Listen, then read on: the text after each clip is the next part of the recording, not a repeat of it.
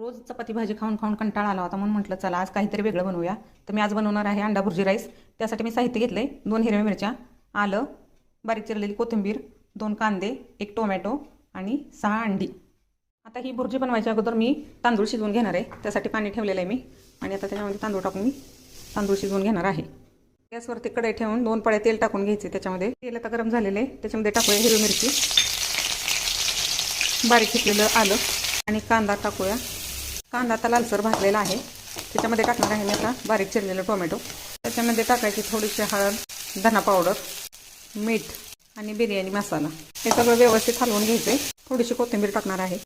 मसाला छान भाजून झालेला आहे. मी आता ह्याच्यामध्ये फोडणार आहे अंडी.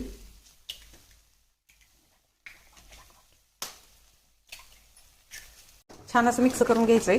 राईस आता तयार झालेला आहे. मी पाण्यातून काढलेला आहे बाजूला. भुर्जी पण छान तयार झालेली आहे. त्याला आता मी थोडीशी कोथिंबीर घालणार आहे आणि आता ह्याच्यामध्ये राईस घालून घेणार आहे. राईस आपल्याला भुर्जीमध्ये मिक्स करून घ्यायचा आहे व्यवस्थित हलवून. राईस आता छान हलवून झालेला आहे. आता त्यावरती टाकायची थोडीशी कोथिंबीर आणि अगदी थोड्या वेळासाठी झाकून ठेवायचा.